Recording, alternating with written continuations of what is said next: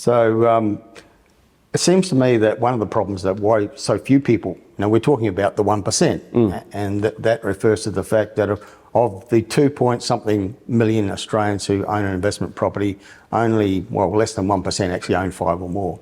90% own just 1 or 2. Why do you think that is? What's holding people back from being more successful with something that so many Australians are passionate about?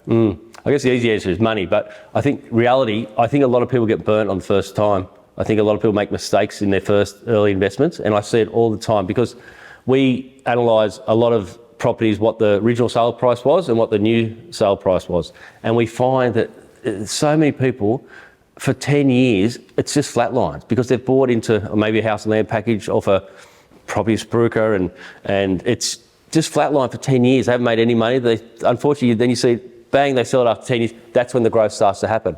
Now, a lot of people that are selling those type of stock, they tell their clients they've got to hold it for 10 years. And you know why that is, Terry? Because it takes 10 years for them to get to what it's actually worth, right? And sadly, if that happens, you're not going to go back into the market because you're geared so much in property. A 10% variance in price can wipe you out. Like if you bought a $500,000 property, you put in 50K. Goes back 10%, you've lost everything. Plus you've lost your stamp duty, so you've actually probably lost more than 200% of your initial investment. And it's not unusual that property can go down 10%. Yeah. There's a myth that property always goes up. Complete myth. It goes up and down, Yes, of course. So the fundamental importance of getting the first one right and getting it wrong is what holds so many Yes, people because then back. once people get it, if they get the first one right, then they can take equity and kind of accumulate more properties. But if you make this big mistake at the beginning, it's really hard to recover. Would you agree with this, that one of the reasons why people do make mistakes with their first one is there's a reluctance to spend money on advice and information? Yes, look, I would agree with that. I guess these days, I guess there's a lot more buyers agents that have hopefully a network of people that can help them and research them. But I think the basic starting point for everyone that ever wants to buy a property should be RP data. They should have access to comparable sales to see that what they're paying is what it's worth. And my advice to someone would be to buy a property that's generally 10 years old, right? The reason is you can actually see what the other comparables are around that time for 10 years, for a 10-year-old property. So you can see the real market value of what it's worth yourself. I had Chris Gray on my podcast recently, and he insists, he's a buyer's agency, successful buyer's agent, he insists on every one of his clients getting a valuation before they buy that property. He's like, you get a valuation for a car, but you're going to spend $1 million on a property, you don't want to even spend $600 on a valuation report?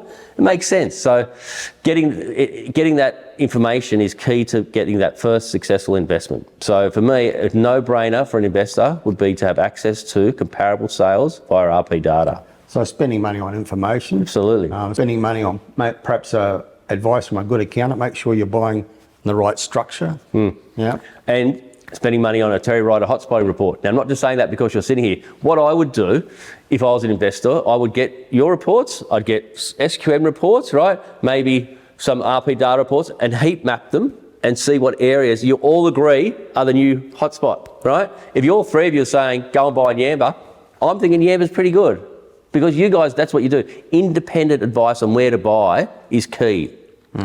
So what we often say to people is build your team before you build your portfolio. Is that a philosophy that you would agree with? It's good in theory. However, if you're a first-time investor, right, and you don't have any properties at all, you're not going to get a lot of airtime from going to an accountant or to a property manager. That's where a buyer's agency comes in, who's referring 20 people, a month to these people. But yes, obviously once you have a portfolio, having a team is vital. Like for starters, a mortgage broker is unbelievably important. Getting access to funds is vital. Yeah. So accountant, mortgage broker, quantity surveyor. Quantity surveyor, lawyer, independent legal advice is very important. Financial planner or accountant, financial planner. But again, data, property data that's out. That would be my starting point. I never buy a property without looking at RP data and seeing, RP data even gives you a valuation of what the medium value for that property is. Once you're in there, it'll say, okay, this is a low end range, high end range, this is where you should be paying, or the middle range. That's pretty key.